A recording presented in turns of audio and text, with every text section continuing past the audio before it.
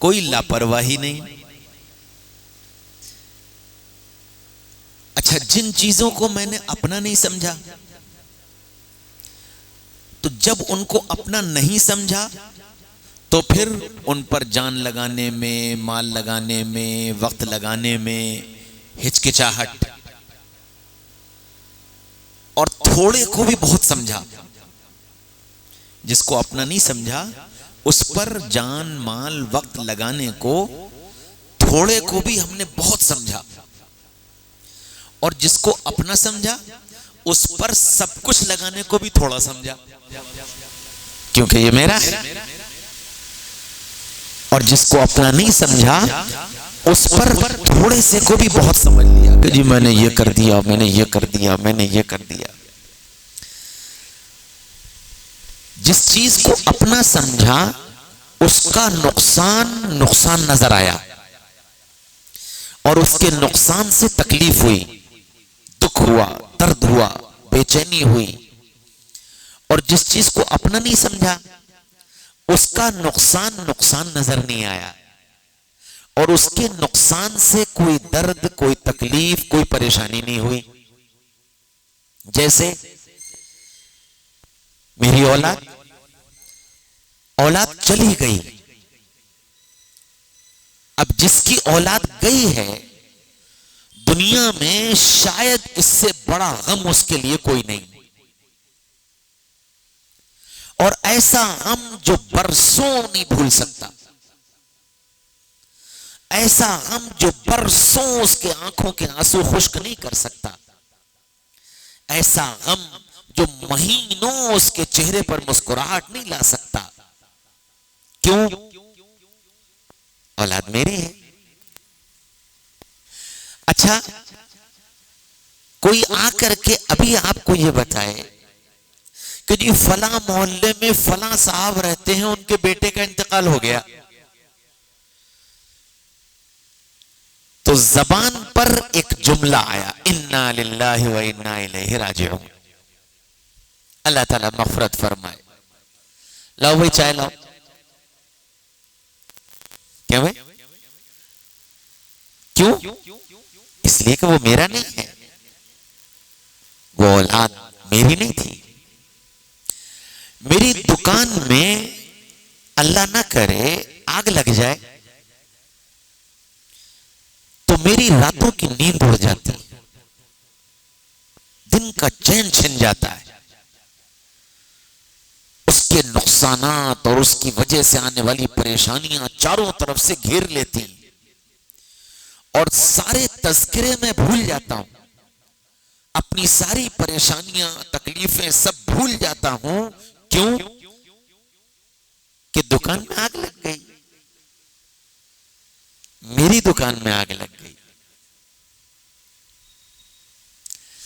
लखनऊ के एक इंस्टीट्यूट में आग लग गई, 25 बच्चे जलकर मर गए, खत्म हो गए। हमारे ऊपर उसका तासुर क्या हुआ? ओहो, बड़ा हादसा हो गया। क्या मेरी चाय की प्याली में फर्क आया? क्या मेरे नींद के औकात में फर्क आया? क्या मेरे मोबाइल के इस्तेमाल में फर्क आया? कुछ नहीं। क्यों? इसलिए कि वो मेरा नहीं है। लेकिन यही हादसा अल्लाह ना करे मेरी दुकान में होता तो मैं खाना भूल जाता, मैं सोना भूल जाता, मैं हंसना भूल जाता, मैं अपनी तकलीफें भूल जाता। क्यों? कि दुकान मेरी। तो पता ये चला कि जिसको मैंने अपना समझा है उसका नुकसान नुकसान है, उसकी तकलीफ तकलीफ है, उसकी परेशानी परेशानी है।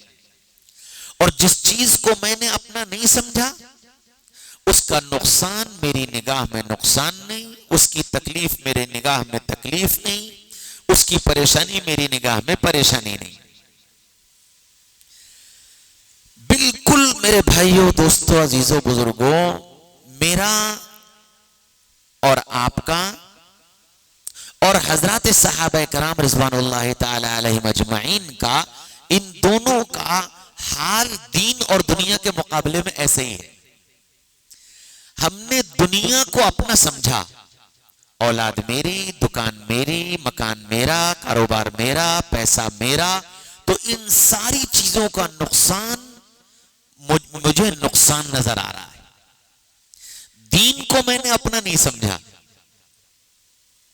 दीन को मैंने अपना नहीं समझा, तो दीन का नुकसान नुकसान ही नहीं नजर आया।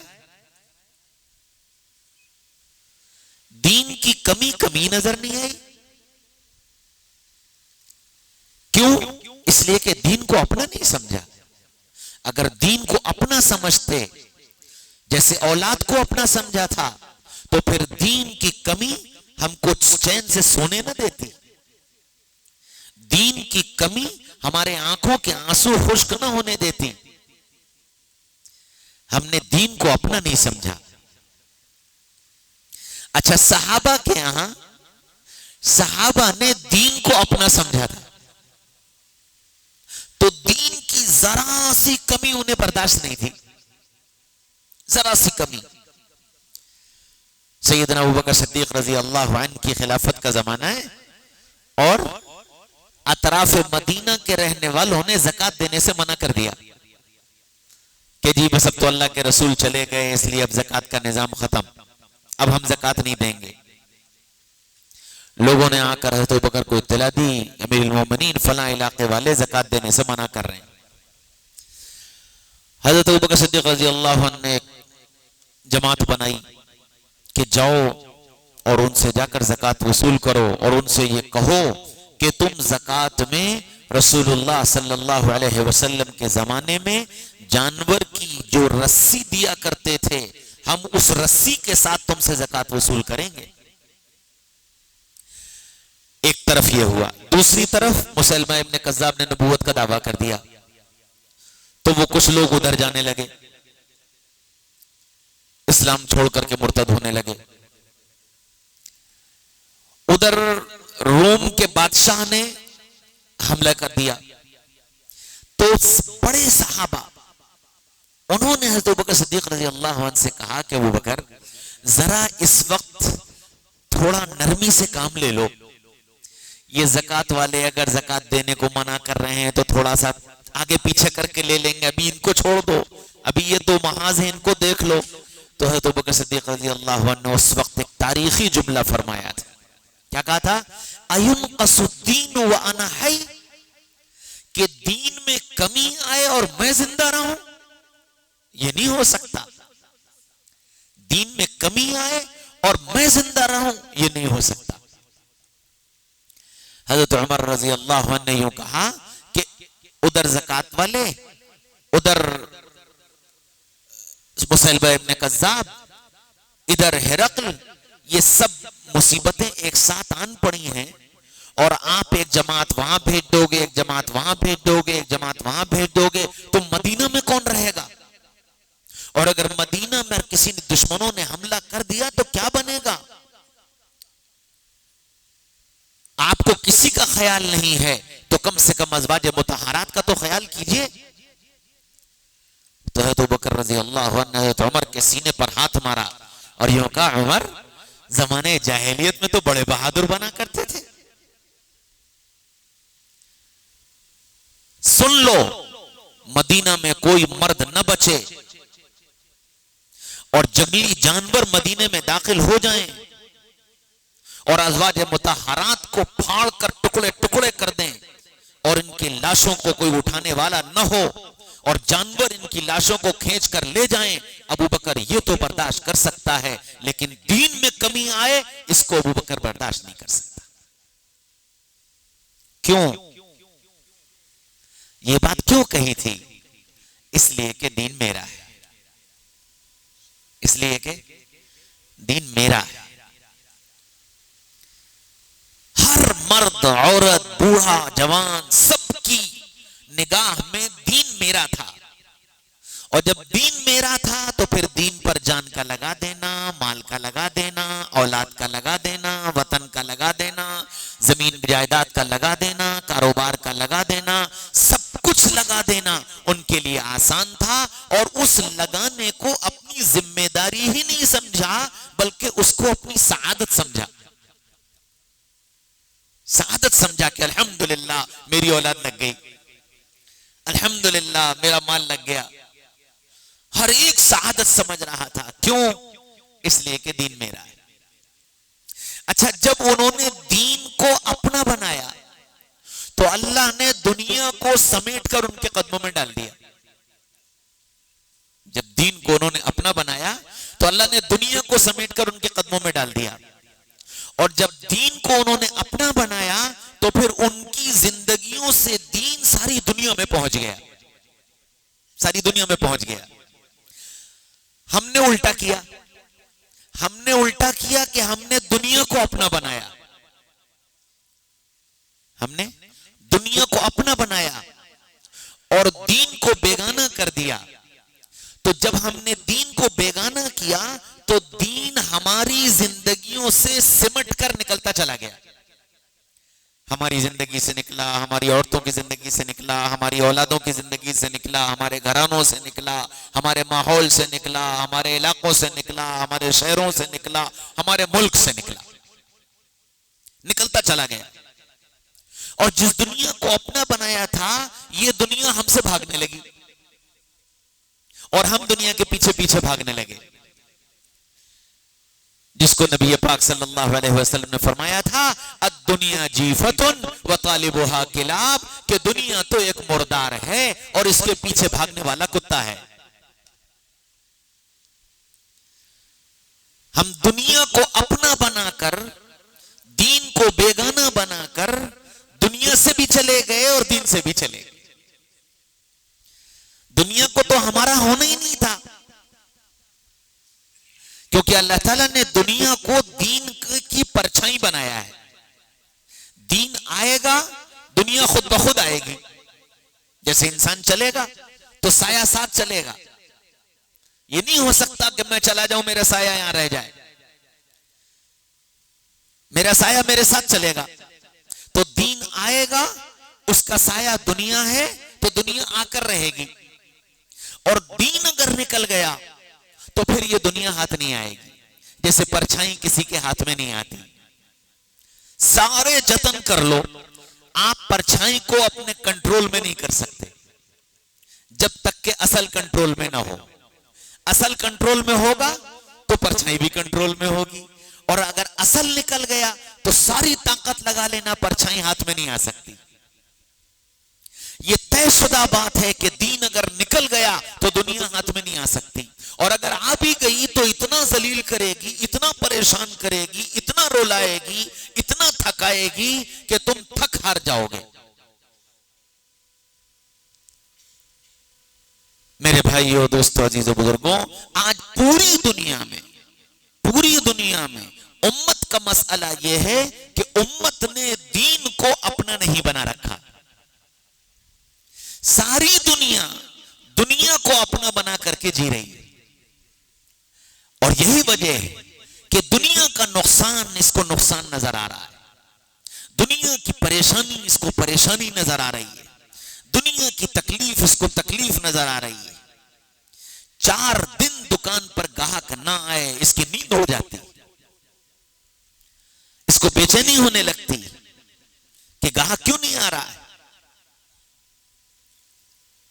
लेकिन यही इंसान, इसकी औलाद ने 4 दिन से नमाज नहीं पढ़ी, इसकी पेशानी पे बल भी नहीं पड़ते, इसके घर में खुद इसकी जिंदगी में अल्लाह ताला के अहकामात टूट रहे हैं, नबी के तरीके मेरी जिंदगी से निकल रहे हैं, मुझे एहसास तक नहीं हो रहा है। क्यों? इसलिए कि मैंने दीन को अपना नहीं समझा है। दुनिया को अपना समझा तो एक आदमी आज तक बता दो जो ये आकर के आपसे कहे कि भाई आपके दुकान खोलने का टाइम हो गया है, आप चलिए दुकान खोल लीजिए, दुकान खोलेंगे, अल्लाह आपको पैसे देगा, आपका चूल्हा जलेगा, आपके यहां बरकत होगी, आपकी जरूरतें पूरी होंगी। दुकान खोलना बहुत जरूरी है। देखिए इसमें गफलत मत करिए, चलिए चल के दुकान खोल लीजिए। कोई आया कहने, कोई दावत देने आया, समझाने आया, कोई तरगीब देने आया कि भाई दुकान आपको खोलना कितना जरूरी है? आपकी मार्केट के खुलने का टाइम 10 बजे है। अगर आप अच्छे ताजिर हैं तो आपकी नीयत यह होती है कि मैं दुकान 9 बजे खोल लूं ताकि ग्राहक वापस न जाने पाए। क्यों? दुकान मेरी है, दुनिया मेरी है। मस्जिद में आने का वक्त अजान है, हय्या अला सलाह हय्या अल फलाह। जिस वक्त मुअज्जिन ने ये दो जुमले बोले, गोया अब उसने ये बता दिया कि तेरे सारे कामों का टाइम खत्म, अब तेरे मस्जिद में हाजिर होने का वक्त है। दावत दे रहा है, बुला रहा है, बता रहा है कामयाबी है, लेकिन हम क्या कह रहे हैं? अरे अभी तो अजान हो रही है, अभी तो 15 मिनट है, अभी तो 20 मिनट है। घड़ी पर निगाह है, जब ठीक 2 बज गए, उनका बस ये ग्राहक और निपटा लूं, एक रकात तो मिल ही जाएगी। अतहियात में तो शरीक हो ही जाएंगे। क्या दुनिया के साथ भी यही मामला है कि जी मार्केट खोलने का टाइम सुबह 9 बजे है, खोल लेंगे, 12 बजे खोल लेंगे, 1 बजे खोल लेंगे, 2 बजे खोल लेंगे, खुल तो जाएगी। क्यों? इसलिए कि दुकान मेरी है, दिन मेरा नहीं है। आमाल में गफलत, आमाल में लापरवाही, उसका सिर्फ इस वजह से कि मैंने दीन को अपना नहीं बनाया। अगर ये दीन मेरा अपना होता तो इसके तकाजे मेरी दुनिया के तकाजों के मुकाबले में अहम होते। जैसे दुकान खोलने की दावत देने की जरूरत नहीं पड़ती, अगर ये दीन मेरा होता तो दीन के आमाल के लिए दावत देने की जरूरत न पड़ती। हम उसी फिक्र के साथ दीनी आमाल को अपनी जिंदगी में वजूद में लाते जिस तरह हम दुनिया को वजूद में लाते हैं। एक आदमी अपने घर का अकेला है, दुकान चलाता है, उसको मकान की जरूरत पड़ी तो उसने मकान बनवाना शुरू किया। अब दुकान के साथ साथ मकान भी बना रहा है और इसी मकान के बनाते बनाते उसको अपने बेटे के यूनिवर्सिटी में एडमिशन के लिए जाने की जरूरत पड़ी, सफर करने की जरूरत पड़ी, पैसों के इंतजाम की जरूरत पड़ी। अपने बेटे के उन सारे इंतजामात को मकान बनाते बनाते, दुकान चलाते चलाते उसने वो भी सब कर लिया। फिर इसी बीच में इसको अपने रिश्तेदारों के यहाँ शादी में जाना, किसी गमी में जाना, किसी खुशी में जाना, अपने दोस्तों से दोस्ती निभाना, दोस्तों के पास जाना और आना, ये सब कुछ वो भी इसके साथ इसने एडजस्ट कर लिया। और एक मर्तबा भी इसने ये नहीं कहा मैं अकेला हूं, एक मर्तबा भी ये नहीं कहा कि मैं अकेला हूं। अच्छा, इसके मुकाबले में जब दीन की किसी मेहनत और दीन के किसी तकाजे पर चलने को कहा गया, क्या बताऊं मैं अकेला हूं, मैं कैसे करूं, मैं अकेला हूं।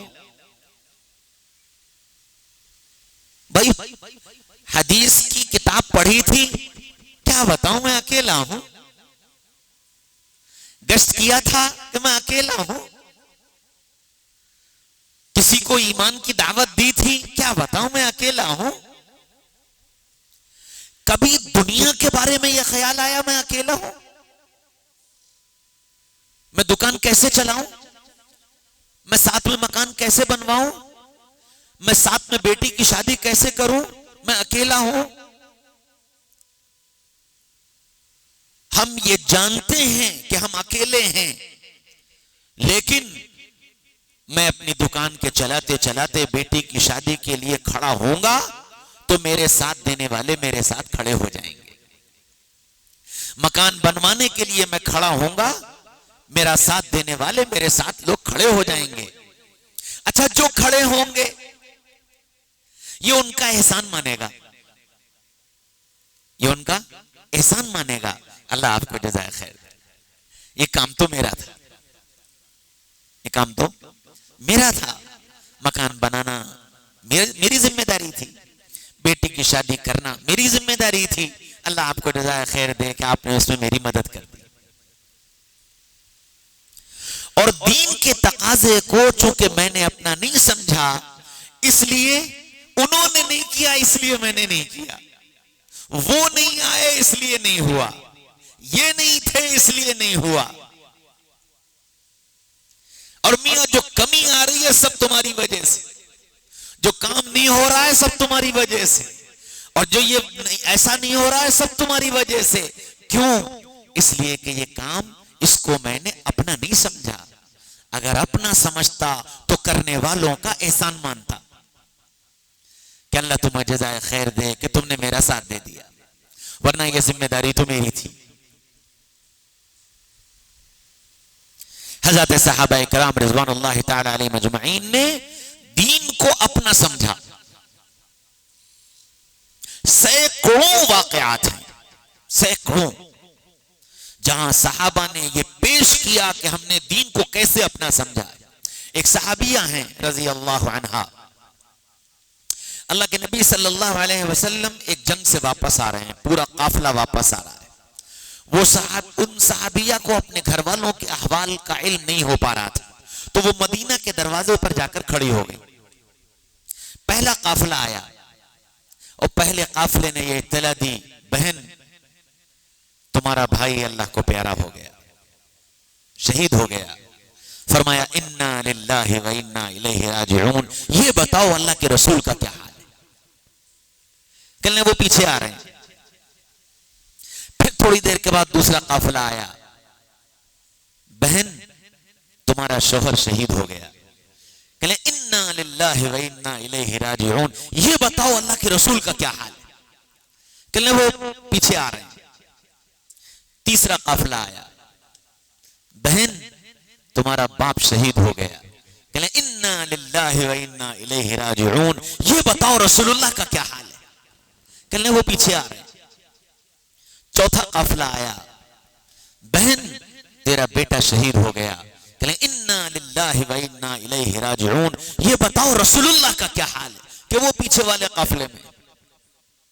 अब वो जो काफिला आया और रसूलुल्लाह सल्लल्लाहु अलैहि वसल्लम तशरीफ लाए, रसूलुल्लाह को देखा तो कहने लगी, या रसूलुल्लाह आपको देखकर कोई गम गम नहीं, कोई तकलीफ तकलीफ नहीं, आप सलामत तो सब सलामत, आप सलामत तो सब सलामत। सारे गम हल्के हो गए, बाप का जाना, बेटे का जाना, भाई का जाना, शौहर का जाना, सारे गम हल्के। आप सलामत तो सब सलामत, आप मौजूद तो सब खत्म। क्यों? रसूलुल्लाह मेरे हैं, रसूलुल्लाह मेरे हैं। जब रसूलुल्लाह को अपना बनाया तो फिर सबका रसूलुल्लाह पर लगा देना आसान हो गया।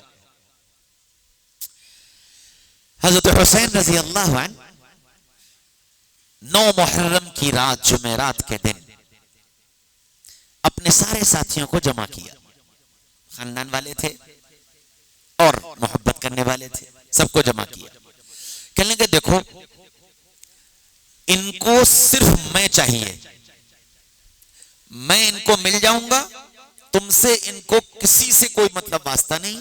ये न तुमसे लड़ेंगे, न तुम्हें मारेंगे, न तुमसे कोई मुकाबला करेंगे, सिर्फ मैं इन्हें मिल जाऊं। तो मेरी बात मानो, तुम सब वापस चले जाओ और मुझे छोड़ दो।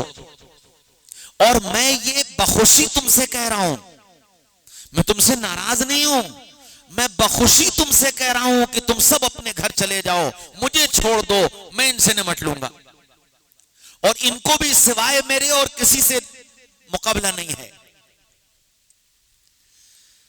तो उनमें से एक आशिक बोला, कहने लगा कि रसूलुल्लाह के जिगर गोशे, हमारे पास एक जान है, एक जान है। हमारी तमन्ना तो ये थी कि हमारे जिस्म में जितने बाल हैं अल्लाह हमें इतनी जाने देता और ये सारी जाने एक एक करके हम आप पर निसार कर देते, आप पर कुर्बान कर देते, तो भी हम आपके नाना का हक नहीं अदा कर सकते थे। आपने कैसे सोच लिया कि हम आपको तन्हा छोड़कर चले जाएंगे? क्यों? आले रसूल मेरे हैं, आले रसूल मेरे हैं, इसलिए जान का लगाना आसान हो गया था, गर्दनों का कटवाना आसान हो गया था, भूखे प्यासे रहना आसान हो गया था।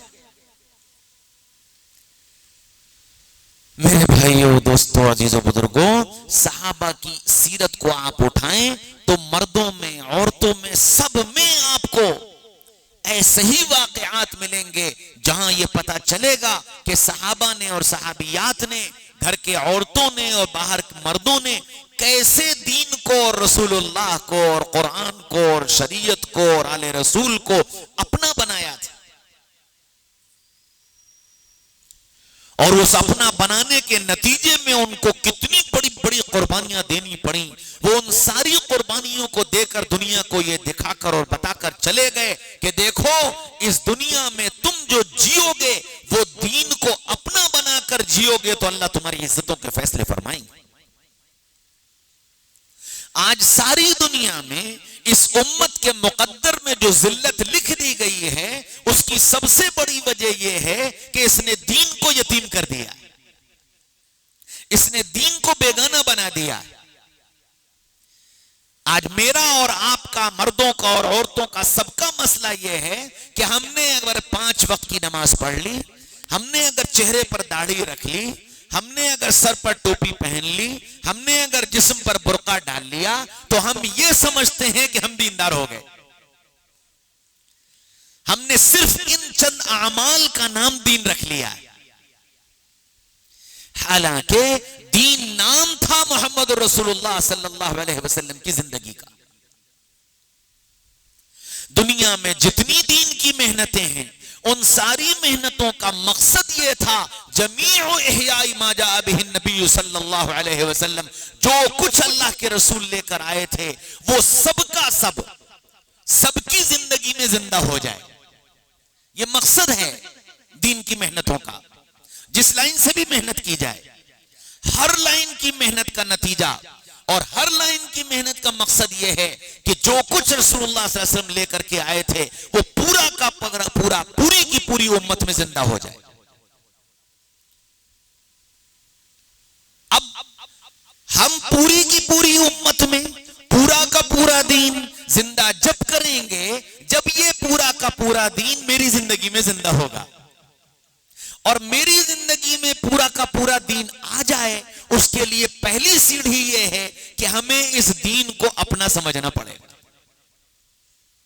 कि यह दीन मेरा है। और जब दीन मेरा है तो फिर जिस तरह से एक आदमी जिसने मकान को अपना कहा, औलाद को अपना कहा, कारोबार को अपना कहा, यारों दोस्तों को अपना कहा, तो जब इनको अपना कहा तो इन सबको एडजस्ट किया, इन सबको एक साथ एडजस्ट किया। दुकान भी चलेगी, मकान भी बनेगा, शादी भी होगी, यारी दोस्ती भी होगी, हाँ, ताल्लुकात भी, सब अपने भाई सब कुछ होगा और अकेले दम पर होगा, बगैर किसी की मोहताजी के होगा, सब होगा। क्यों? ये सब मेरे हैं। इसी तरह जब दीन मेरा बन जाएगा तो फिर दीन और दुनिया को एडजस्ट करेगा, फिर दीन और दुनिया को एडजस्ट करेगा कि जैसे दुकान के तकाजे मेरे जिम्मे ऐसे मस्जिद के तकाजे मेरे जिम्मे, जैसे दुकान के तकाजे मेरे जिम्मे ऐसे दीन के तमाम शोबों के तकाजे मेरे जिम्मे। और उन सारे तकाजों को मुझे उसी फिक्र के साथ पूरा करना है जिस तरह मैं अपनी दुकान के और औलाद के और घर के तकाजों को पूरा करता हूं। यह जब ही मुमकिन है जब मैं दीन को अपना बना लूंगा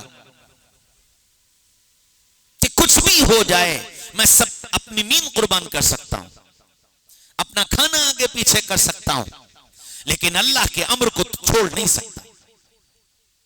अब सोचो, एक आदमी सुबह दुकान जाता है, खाना साथ लेकर जाता है, दोपहर में उसके खाने का वक्त है 2:30 बजे से 3 बजे तक वो खाना खाता है, लेकिन ऐन 2:15 बजे इसके पास 3-4 ग्राहक आ गए और उनका माल निकालना और पैक करना और देना और ये करते करते इसको 4 बज गए।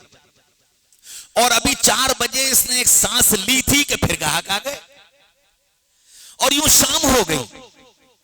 और जैसे ये टिफिन लेकर गया था वैसे ही टिफिन लेकर घर वापस आ गया। घर वालों ने ये पूछा खाना नहीं खाया? इसको एक लम्हे के लिए भी इसका अफसोस होगा कि मैंने खाना नहीं खाया? क्या भाई होगा अफसोस? क्या कहेगा? अरे क्या बताऊं, आज तो इतने ग्राहक आए कि खाना खाने की फुर्सत ही नहीं मिली। आज तो मजा आ गया। भूखा है और क्या कह रहा है? मजा आ गया। क्यों? दुनिया मेरी है, दुकान मेरी है। और जब नमाज का वक्त आया और भूख लगी, सब क्या कहता है? अरे यार नमाज बाद में पढ़ लेंगे, पहले खाना खा लो। मस्जिद की जमात चली गई, पहले खाना खा लो। क्यों? इसलिए कि दीन मेरा नहीं है। कोई अल्लाह का बंदा आ गया, कोई आलिम आ गया, कोई बुजुर्ग आ गया, कोई जमात आ गई, कोई ऐसा दीनी शख्स या दीनी काम या दीनी तकाजा आ गया और उस तकाजे की वजह से खाना आगे पीछे हो गया, तो क्या कहते हैं? अरे यार क्या बताएं, वो फलां साहब आ गए थे, उनके चक्कर में जो है वो इतना वक्त चला गया कि खाना भी नहीं खा पाया मैं। फर्क है। मसरूफ वहां भी हुए थे आप, मसरूफ यहां भी हुए हैं आप, लेकिन वहां की मसरूफियत आपको खुश कर रही है, आपके चेहरे पर मुस्कुराहट ला रही है। क्यों? इसलिए कि दुनिया मेरी है। यहां की मसरूफियत आपको बेचैन कर रही है, आपको गुस्सा दिला रही है। क्यों? कि दीन को मैंने अपना नहीं समझा।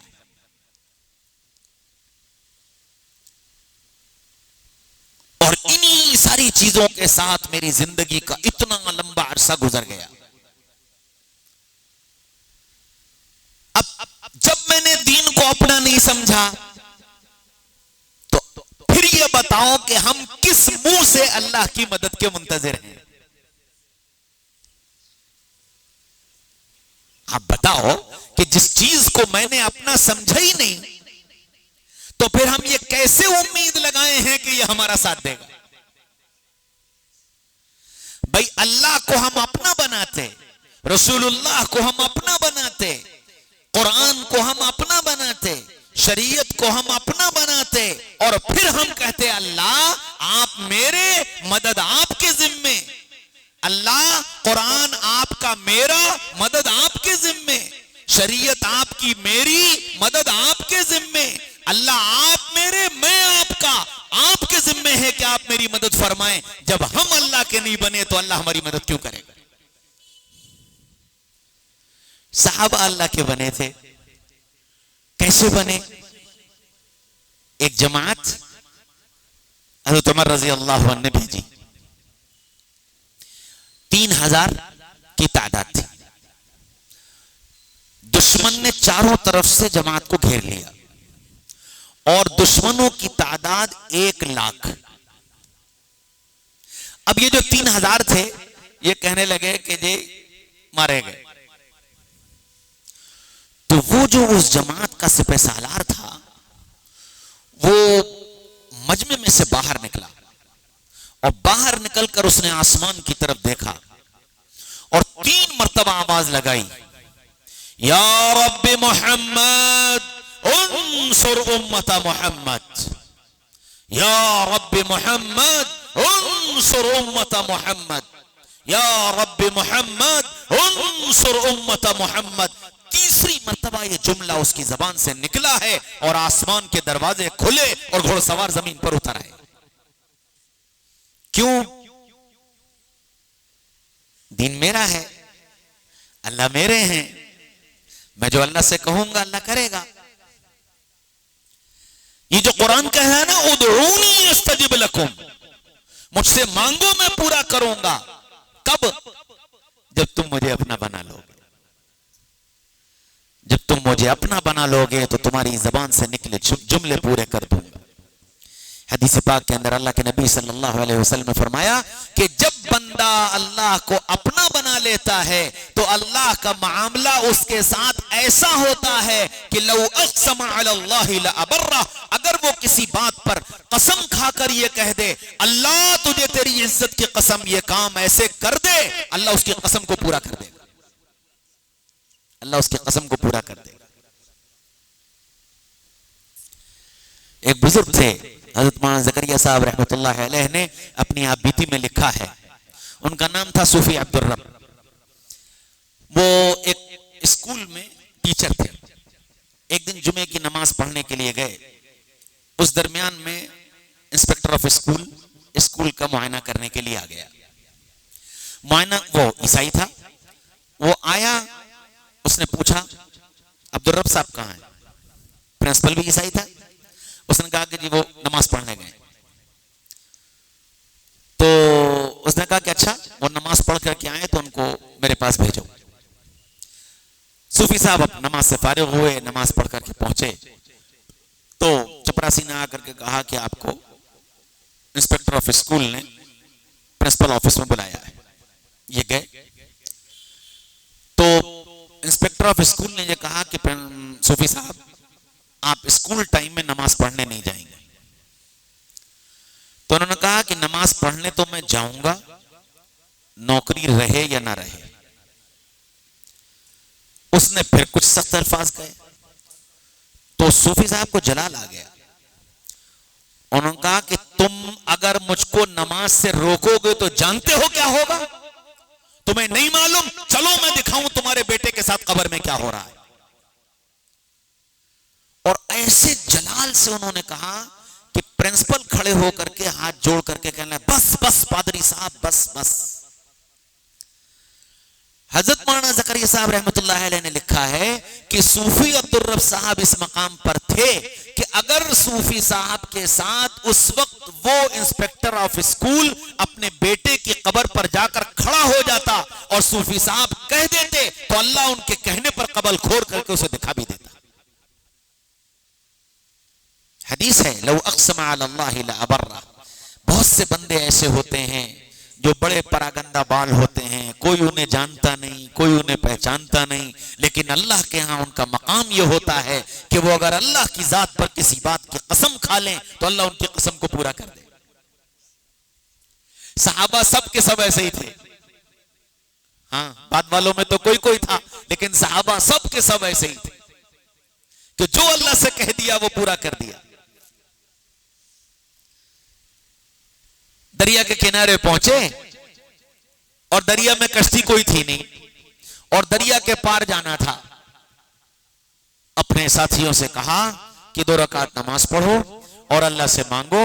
फिर खुद 2 रकात नमाज पढ़ी और दुआ मांगी कि अल्लाह आपने मूसा अलैहिस्सलाम के लिए दरिया को फाड़ कर रास्ते बनाए थे, हम भी मोहम्मद रसूलुल्लाह सल्लल्लाहु अलैहि वसल्लम के कासिद हैं।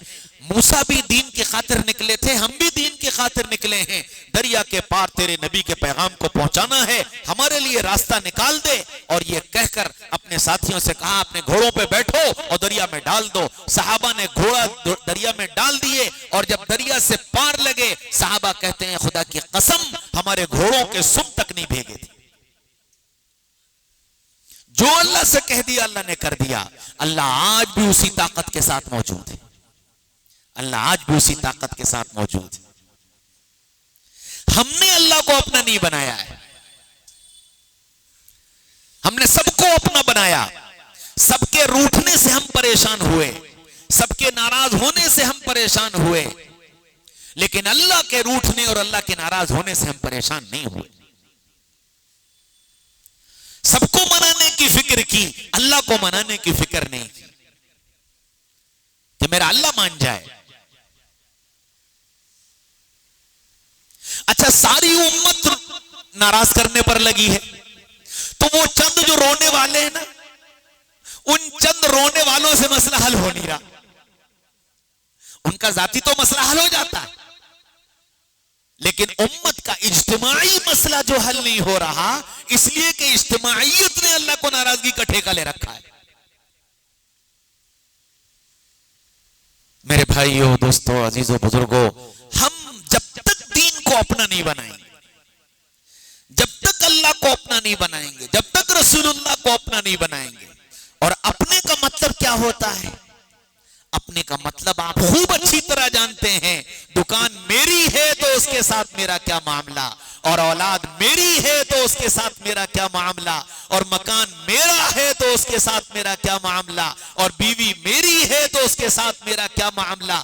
जैसे इन सबको मैंने अपना कहा और उनके साथ जैसे मैंने अपनी जिंदगी खपा दी, लगा दी, माल लगा दिया, वक्त लगा दिया, और इन सबको लगाकर कभी एहसान नहीं जतलाया, बल्कि यूं कहा ये तो मेरी जिम्मेदारी थी, ये जो कुछ मैंने किया ये तो मेरी जिम्मेदारी थी। बिल्कुल इस तरह दीन को अपना बनाकर और दीन पर सब कुछ लगाकर फिर यूं कहो इन्ननी मिनल मुस्लिमीन, मैं तो एक आम मुसलमान हूं, मेरी जिम्मेदारी थी ये सारे काम करना, मेरी जिम्मेदारी थी। हम उस जिम्मेदारी को भूले बैठे हुए। आपका बच्चा स्कूल में पढ़ता है, वो स्कूल का होमवर्क पूरा नहीं करता, स्कूल में उसके नंबर कम आते हैं, आप परेशान हो जाते हैं। होमवर्क पूरा ना करे, आप प्यार से समझाते हैं, इनाम देते हैं, कभी जरूरत पड़ती है तो डांटते हैं, जरूरत पड़ती है तो मारते हैं। क्यों? आप ये चाहते हैं कि ये इस वक्त अगर पढ़ जाएगा तो आगे चल के कामयाब हो जाएगा, इसलिए सारे वो रास्ते अख्तियार करते हैं जिससे उसके अंदर से ये सुस्ती खत्म हो और अपनी तालीम के लिए दिलचस्पी पैदा हो और उसको वो फिक्र के साथ अंजाम दे। लेकिन आपके बेटे ने कुरान नहीं पढ़ा, इसकी कितनी फिक्र हुई? अल्लाह का शुक्र है, थोड़ा अल्हम्दुलिल्लाह मस्जिद जो मकातिब कायम हुए और हमारे उलमा को अल्लाह जज़ाए खैर दे, इन्होंने घर घर जाकर मस्जिद में बैठकर हमारे बच्चों को कुरान पढ़ाने की जो मेहनत की, उसके नतीजे में इतना तो ये कह लीजिए 25-30% वजूद में आ गया है कि हम अपने बच्चों को कुरान पढ़ा देते हैं। लेकिन क्या ये कुरान सिर्फ एक मर्तबा पढ़ लेने की किताब है कि एक मर्तबा पढ़ करके बंद करके रख दी जाए?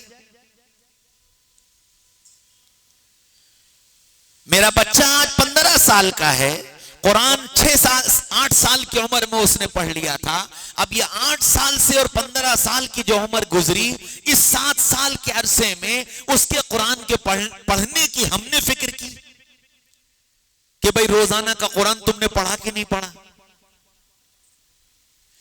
अल्लाह माफ फरमाए और माफ फरमाए और माफ फरमाए। हम औलाद की फिक्र तो क्या करते, हमने खुद ही नहीं पढ़ा।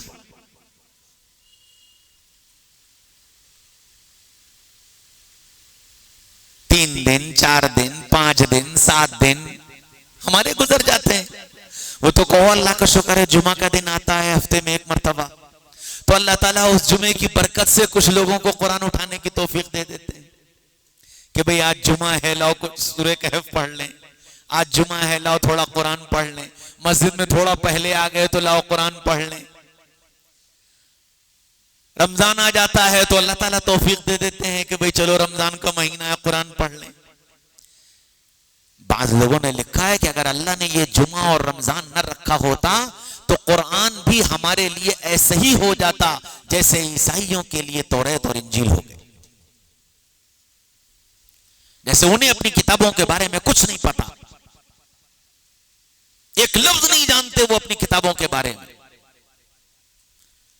जिसने जो चाहा बदल दिया, उलट दिया, पलट दिया, आयात बदल दी, मनमर्जी के मुताबिक सौदे कर लिए, पैसों के बदले में कुरान की आयात बदल, इंजील की आयात बदल दी, तौरात की आयात बदल दी, सब कुछ होता रहा और कोई कुछ न कर सका क्योंकि आवाम जानती नहीं थी कि इंजील क्या है और तौरात क्या है। अगर मुसलमानों को ये जुमा और रमजान न मिला होता तो शायद कुरान भी ऐसे ही हो गया होता। वो तो अल्लाह ने ये दो चीजें दे दी और साथ ये कह दिया इन्ना नहनु नज़्ज़लना ज़िक्र व इन्ना लहू लहाफ़िज़ून, हमने उतारा है, हम हिफाजत करेंगे। और मेरे भाइयों, दोस्तों, अजीजों, बुजुर्गों, कुरान से हटकर रसूलुल्लाह सल्लल्लाहु अलैहि वसल्लम की सीरत, आपकी जिंदगी, आपकी अज़वाज, आपका घराना, आपका खानदान, आपके सहाबा की जिंदगी आज हमारे मुआशरे में कितनी फीसद लोगों को मालूम है? कितने फीसद? हम और आप ये माशाल्लाह ऐसी बस्तियों और ऐसे इलाकों में रहते हैं जहां मस्जिदें हैं, अजाने हैं, दावत है, तबलीग है, जलसे हैं, उलमा की आमद है, बयानात हैं, ये सब कुछ है। इतना सब कुछ सुना रहे हैं, इसके नतीजे में कुछ ना कुछ कहीं ना कहीं कुछ जिंदा है। आप जाइए जरा उन कॉलोनियों में, जाइए उन पौश इलाकों में जहां ना मस्जिद है ना मस्जिद वाले हैं, वहां जाकर उनकी औलाद से पूछिए कि जिब्रील कौन थे, उनसे पूछिए कि मोहम्मद रसूलुल्लाह कौन थे, उनसे पूछिए कि अबू बकर सिद्दीक कौन थे, तो वो आए बाएं शाएं जवाब देंगे। और ये चंद लोगों का रोना नहीं है, ये पूरी दुनिया की अक्सरियत का रोना ये कि हम नाम के मुसलमान बाकी रह गए, क्योंकि इस्लाम और दीन और कुरान और शरीयत, इन सब से ताल्लुक हमारे टूट चुके हैं और इतने कमजोर हो चुके हैं कि हमारी निगाह में उनकी कोई अहमियत ही नहीं रह गई, शरीयत की कोई अहमियत ही नहीं रह गई। इस्लाम एक हुक्म देता है, वला तबर्रजन तबर्रुजल जाहिलियतिल ऊला, ए मोहम्मद सल्लल्लाहु अलैहि वसल्लम इन औरतों से कहिए कि सरे बाजार जमाने जाहिलियत की तरह न निकला करें। युदनीन अलैहिन्न मिन जलाबिबिहिन, इनसे कहिए अपने को चादर में छिपा कर रखा करें। कुरान हुक्म दे रहा है, लेकिन हमारी निगाह में यह अम्र इतना हल्का हो गया है, इतना बेवजन हो गया है, इतना बेकीमत हो गया है कि हमने पर्दे को कोई अहमियत ही नहीं दी कि ये कोई हमारी जिंदगी का शिआर है, ये कोई हमारी पहचान है, ये कोई हमारी इज्जत की अलामत है।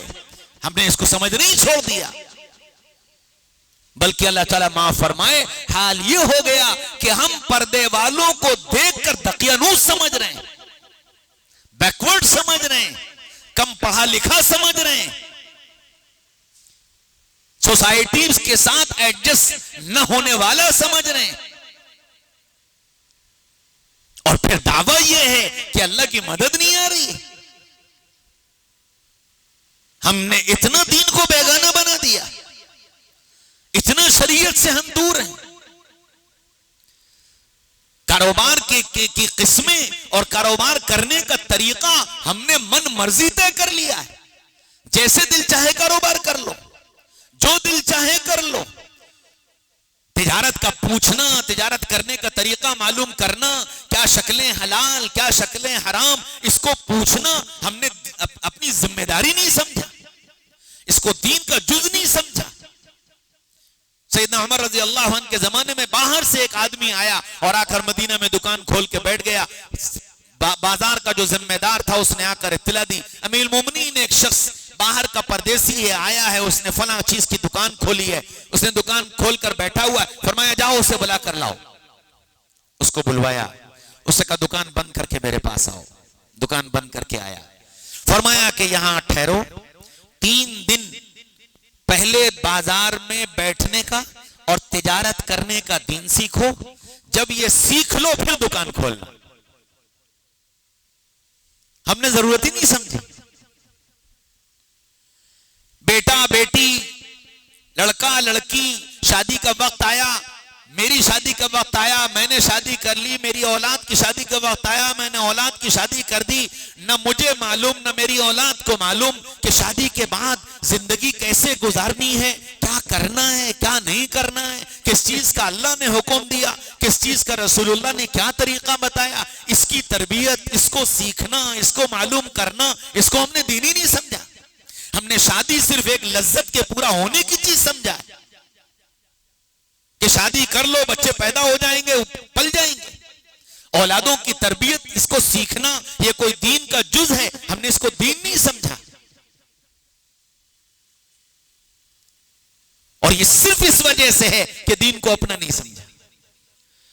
दुकान अपनी होती है तो फिर मालूम करता है माल कहां से आता है, माल कहां सस्ता मिलेगा, माल कैसे निकालना है, पेमेंट कैसे देनी है, पेमेंट कैसे लेनी है, एक एक चीज मालूम करता है। और अगर दुकान चलाने वाला अचानक चला जाए तो फिर जो अकाउंट संभालता था उससे मालूम करता है, जो साथ में अब्बा के कारोबार के लिए आया जाया करता था उससे मालूम करता है, जो चीज खुद नहीं समझ पाता जानने वालों से पूछता है कि जी अब्बा चले गए अचानक, अब कारोबार मुझे संभालना है, बताओ मैं कैसे करूं। चार हमदर्द खड़े हो जाते हैं जो उसको बताते हैं बेटा घबराना नहीं, हम मौजूद हैं, जब जो जरूरत हो हमें बताना, हम करेंगे। लेकिन शादी के बाद बच्चों की तरबियत कैसे करनी है, बीवी के साथ कैसे रहना है, माँ बाप के साथ कैसे रहना है, खानदानों को कैसे जोड़ना है, आपस में मोहब्बतें कैसे कायम रखनी, अपनी झाड़ू को बांधे कैसे रखना है, आपस में तफरका कैसे नहीं पैदा होने देना है, औलाद के अंदर क्या चीजें पैदा करनी है, औलाद की तरबियत किन बुनियादों पर करनी है, क्या ये चीजें सीखने की नहीं है, क्या इन चीजों के सीखने की जरूरत नहीं है। हमने इनको दीन ही नहीं समझा। जबकि मोहम्मद रसूलुल्लाह सल्लल्लाहु अलैहि वसल्लम एक एक चीज सिखा कर गए थे। और मेरे भाइयों, दोस्तों, अजीजों, बुजुर्गों, चूंकि हमने नहीं सीखा उसके असरात फिर ये पड़े कि हमने औलाद की तरबियत में या तो बहुत ज्यादा लिबरल बन गए, हम बहुत आजाद बन गए कि जी ठीक है मियां जैसे मर्जी चाहे जियो। तो उस आजादी का नतीजा क्या हुआ कि बाप के हाथ में भी सिगार और बेटे के हाथ में भी सिगार, और बाप लाइटर जला करके बेटे का सिगार सुलगाता है और बेटा लाइटर जला करके बाप का सिगार सुलगाता है। अपनी आंखों से देखा है मैंने। हाँ, इतने आजाद हो गए, जो मर्जी चाहे करो, जैसे चाहे जियो। या फिर इतने सख्त हो गए, सख्ती करने पर आए तो इतने सख्त हो गए कि बाप की शक्ल देख करके बच्चों के चेहरे की हवाइयां उड़ गई। वो अपनी बात कह नहीं सकते, अपनी बात बता नहीं सकते। हालांकि मोहम्मद रसूलुल्लाह सल्लल्लाहु अलैहि वसल्लम ने जो जिंदगी दी थी उसमें यह बताया था कि देखो सारे रिश्ते अल्लाह ने बनाए हैं, सारे रिश्ते अल्लाह ने बनाए हैं। माँ का, बाप का, भाई का, बहन का, चचा का, मामों का, खाला का, फूफी का, ताया का, जितने रिश्ते सब अल्लाह के बनाए हुए हैं। इंसान का कोई अपना जाती दखल नहीं कि मैं चचा इनको बना लूं, मैं ताया इनको बना लूं, मैं फूफा इनको बना लूं, मैं खाला इनको, इंसान को दखल नहीं, अल्लाह ने बनाए रिश्ते। हाँ, एक रिश्ता इंसान को बनाने के लिए दिया कि ये रिश्ता तुम बनाओगे, और वो रिश्ता दोस्ती का है कि दोस्ती का रिश्ता तुम बनाओगे। तो पता ये चला कि इंसान के अंदर अल्लाह ने दोस्ती के बनाने का जज्बा रखा है। ये हर हाल में दोस्त बनाएगा, ये हर हाल में दोस्त बनाएगा। अब दो रास्ते हैं कि तुम अपनी औलाद को या तो बाहर दोस्ती के लिए भेज दो, या अपनी औलाद के तुम खुद दोस्त बन जाओ। अगर औलाद के दोस्त तुम खुद बन जाओगे तो औलाद बाहर की फजा से बच जाएगी, बाहर के माहौल से बच जाएगी। और अगर तुम औलाद के दोस्त न बने तो इसके अंदर तकाजा तो है फितरी तौर पर, अब ये बाहर के दोस्त तलाश करेगा। और फिर क्या होगा? फरमाया अन्नासु अला दीन खलीली, कि इंसान अपने दोस्त के तरीके पर जिंदगी गुजारता है। इसको बाहर दोस्त अच्छे मिल गए तो ये अच्छा बन जाएगा, और बाहर दोस्त बुरे मिल गए तो ये बुरा बन जाएगा। इसलिए फरमाया कि मां बाप की जिम्मेदारी है कि वो अपनी औलाद को अपना दोस्त बनाए। अल्लाह के नबी सल्लल्लाहु अलैहि वसल्लम मस्जिद नबी में तशरीफ फरमाए, एक नौजवान आया, मस्जिद नबी में आया, रसूलुल्लाह के पास सामने खड़ा हो गया, कहने या रसूल अल्लाह, मुझे जिना की इजाजत दे दीजिए। अल्लाह अकबर। किससे कह रहा? इमामुल अंबिया सैयदना मोहम्मद रसूलुल्लाह सल्लल्लाहु अलैहि वसल्लम से कह रहा। मुझे जिना की इजाजत दे दीजिए।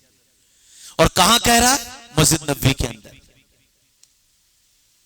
तसव्वुर करो, आप सब बैठे हैं, मैं यहां बैठा हूं, अभी कोई जवान दाखिल हो और वो यहां आकर मौलवी साहब जरा मुझे जिना की इजाजत दे दो, मेरे ख्याल में जितने हाथ हैं सब उस पर पड़ जाएंगे। वो सही सलामत यहां से बच कर चला जाए तो शायद किस्मत वाला होगा। अल्लाह के रसूल ने क्या कहा? जब उसने ये बात कही तो अल्लाह के रसूल ने क्या कहा? उदनु मिन्नी, मेरे पास आओ। वो करीब आए, और करीब आओ, उसे और करीब आओ।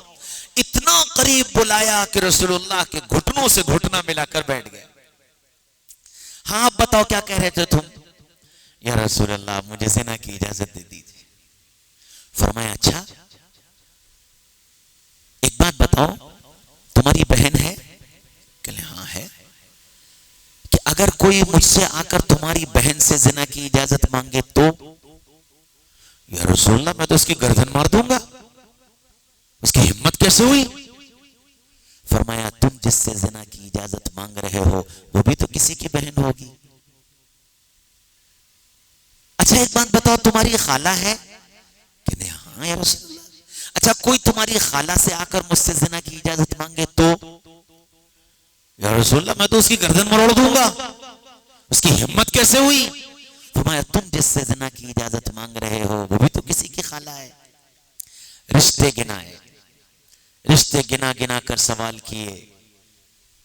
फिर अल्लाह के रसूल सल्लल्लाहु अलैहि वसल्लम ने फरमाया अब तुम्हारी क्या राय है? कि नहीं या रसूलल्लाह मैं हरगिज ये नहीं चाहता कि मेरी बहन, मेरी खाला, मेरी फूफी, मेरी चची, मेरी फला इनके साथ कोई जिना करे कि जैसे तुम नहीं चाहते कोई और भी नहीं चाहता। और फिर अल्लाह के रसूल सल्लल्लाहु अलैहि वसल्लम ने उसके सीने पर हाथ रखकर दम किया। फिर वो नौजवान कहने लगा रसूलुल्लाह ने इतने प्यार से समझाया और ऐसा मेरे ऊपर दम किया कि मेरी निगाह में फिर उससे बुरा अमल कोई रहा ही नहीं, और सारी जिंदगी के लिए मैंने दुनिया में इससे ज्यादा बुरा अमल किसी अमल को नहीं समझा। ये अमल रसूलुल्लाह का ये बताता है कि तुम अपनी औलाद को अपने से इतना करीब करो कि वो अपनी अच्छी और बुरी हर बात तुमसे कह सके, और उसको ये तसल्ली दिलाओ कि तुम्हारे हर मसले का हल हमारे पास है। बुरी से बुरी बात और अच्छी से अच्छी बात हमको बताओ, हम तुम्हारे मसले का हल करेंगे। इसको दीन नहीं समझा, इसलिए इसकी जरूरत ही नहीं महसूस हुई। मेरे भाइयों, दोस्तों, अजीजों, बुजुर्गों, इसलिए सबसे बड़ी जरूरत हम मर्दों की भी और हम औरतों की भी इस वक्त इस बात की है कि हम दीन को अपना समझ लें, और जब दीन को अपना समझ लेंगे तो फिर दीन से मुताल्लिक जितनी चीजें हैं उन सबको अपना समझना आसान हो जाएगा। और जब हम उनको अपना समझेंगे तो उस पर जान का लगाना, माल का लगाना, वक्त का लगाना, ये सब आसान होता चला जाएगा। दुनिया अपनी समझी तो दुनिया की तालीम को भी अपना समझा, तो अब दुनिया की तालीम पर लाखों रुपए लगाना आसान है कि नहीं? एमबीबीएस में आप इंडिविजुअल एडमिशन कराना चाहें तो आज की तारीख में 1 करोड़ से लेकर 1.5 करोड़ तक का पैकेज है, और करा रहे हैं लोग, करा रहे। क्यों? दुनिया मेरी है। और दीन की निस्बत पर क्योंकि कुरान को अपना नहीं समझा तो कुरान पढ़ाने के लिए मौलवी साहब 100 रुपए ठीक है, 200 रुपए ठीक है। और कोई मेरा जैसा बेहया हो ये कह दे कि नहीं जी 1000 रुपए से कम में नहीं पढ़ाऊंगा, उन्होंने कहा जा जाओ मौलवी साहब दूसरे हैं वो पढ़ाते हैं 100 रुपए में। क्यों? डॉक्टर की फीस 2000 रुपए 5 मिनट के देखने की, खुशी खुशी देता है। आप जाइए किसी भी हॉस्पिटल में चले जाइए, गंगाराम में जाइए, मैक्स में जाइए, अपोलो में जाइए, स्कॉट में जाइए, 2000, 1500, 2500 आम फीस है डॉक्टरों की। कितनी देर की? 10 मिनट की। और इमाम साहब 24 घंटे के,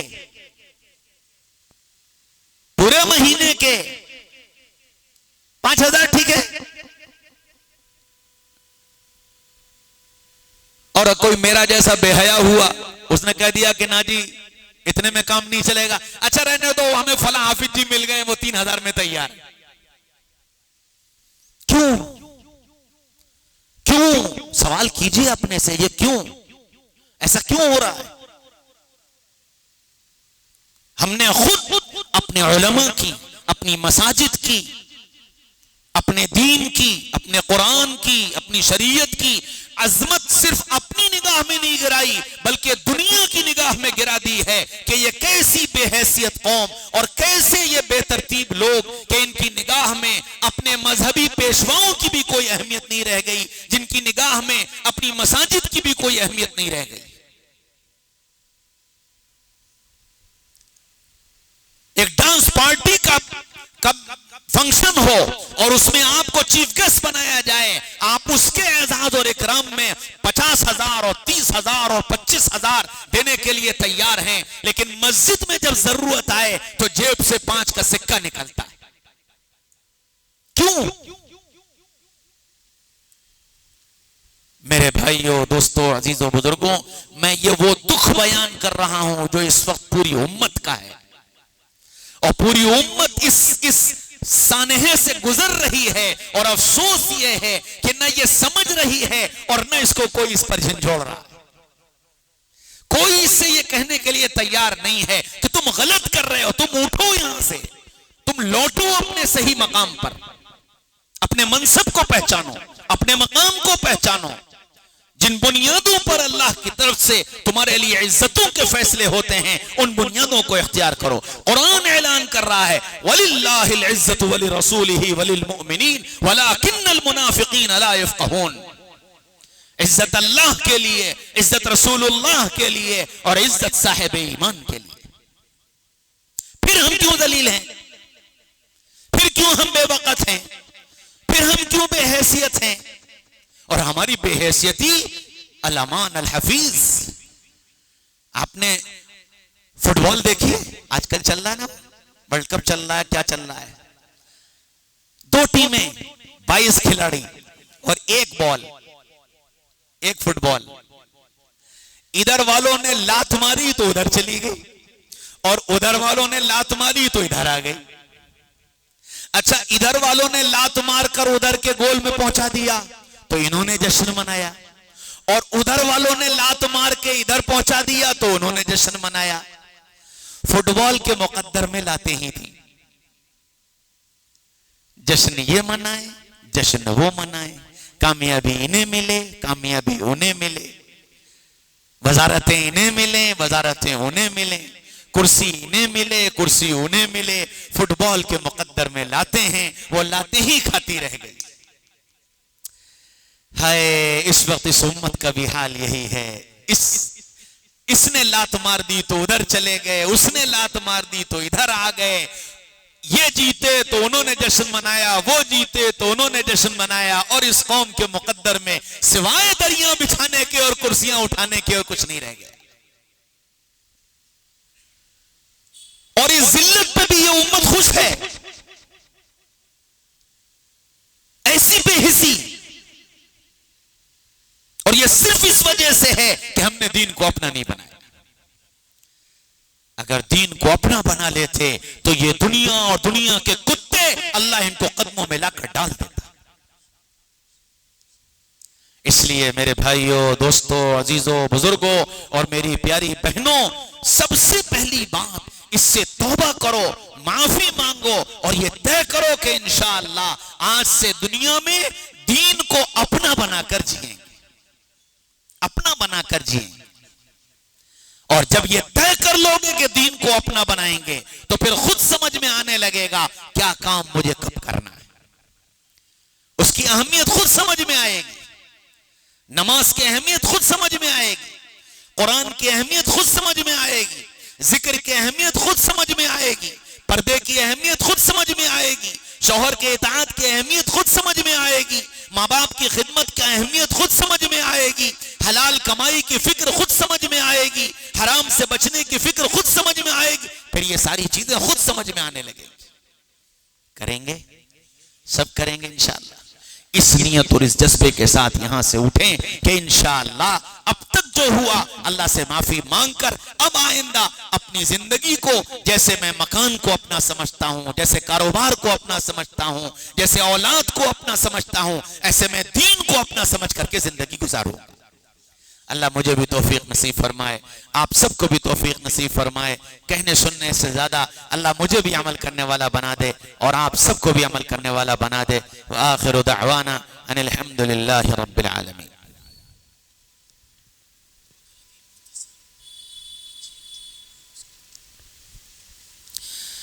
अल्हम्दुलिल्लाहि रब्बिल आलमीन। अल्लाहुम्मा सल्लि अला सय्यिदिना मुहम्मद व अला आलि सय्यिदिना मुहम्मद व बारिक व सल्लिम। रब्बना आतिना फिद दुनिया हसना व फिल आखिरति हसनतन व क़िना अज़ाबन नार। ए अल्लाह, हम सब आपके बंदे और बंदियां आपके सामने हाजिर हैं, अपने गुनाहों और गलतियों का एतराफ़ करते हैं। करीम आका अपने करम से हम सबको माफ़ फरमा दीजिए। आप हमसे राज़ी हो जाइए, जैसा आप चाहते हैं वैसा बना लीजिए। जो आपको पसंद है वो करने की तौफीक दे दीजिए, जिससे आप नाराज़ होते हैं उससे बचा लीजिए। या अल्लाह, दीन को अपना बनाकर जीने की तौफीक दे दीजिए, कुरान को अपना बनाकर जीने की तौफीक दे दीजिए, शरीयत को अपना बनाकर जीने की तौफीक दे दीजिए, आले रसूल को अपना बनाकर जीने की तौफीक दे दीजिए। या अल्लाह, हर कदम पर हमारी दस्तगीरी फरमा, हमारी हिमायत फरमा, नुसरत फरमा, मदद फरमा, उम्मत के इज्जतों के फैसले फरमा, सरबुलंदी के फैसले फरमा, सुरखरुई के फैसले फरमा। या अल्लाह, हमारे बीमारों को सेहत, आफियत, सलामती, तंदुरुस्ती नसीब फरमा। हर मुजी मर्ज से बचा, हर बला से बचा, हर वबा से बचा, हर दुख से बचा, हर दर्द से बचा, हर तकलीफ से बचा, हर तरह की राहत नसीब फरमा। हर बेचैनी से निकाल लीजिए, हर परेशानी से निकाल लीजिए, हर तरह की राहत नसीब फरमा दीजिए। या अल्लाह, जो दुनिया से चले गए उनकी मग़फ़िरत फरमा दीजिए, दरजात को बुलंद फरमा दीजिए, जन्नतुल फिरदौस में आला मकाम नसीब फरमा दीजिए। या अल्लाह, हमारी माँ की मग़फ़िरत फरमा दीजिए, उनके दरजात को बुलंद फरमा दीजिए, जन्नतुल फिरदौस में आला मकाम अता फरमा दीजिए, उनकी कब्र को जन्नत का बाग बना दीजिए, हर खैर खैर के साथ मुक़द्दर फरमा दीजिए। या अल्लाह, तमाम उमूर में अंजाम को खैर फरमा दीजिए, हमारे यहाँ आने को कबूल फरमा लीजिए, कहने सुनने को कबूल फरमा लीजिए, इखलास नसीब फरमा दीजिए। हमारी तमाम जायज़ हाजात, मुरादों, तमन्नाओं, आज़मों को साथ खैर आफियत के पूरा फरमा दीजिए। हमारी दुआओं को महज अपने फज़ल व करम से कबूल फरमा लीजिए। या अल्लाह, एक दरख्वास्त और है आपसे, हम सबका नाम ले लेकर हमारे आका सय्यदना मुहम्मद रसूलुल्लाह सल्लल्लाहु अलैहि वसल्लम की खिदमत अक़दस में हदिया दरूद व सलाम पेश फरमा दीजिए और उसे कबूल फरमा लीजिए और उसे नजात का जरिया बना दीजिए। व सल्लल्लाहु तआला अला खैर खल्क़िही मुहम्मद व आलिही व सहबिही अजमईन बिरहमतिका या अरहमर राहिमीन।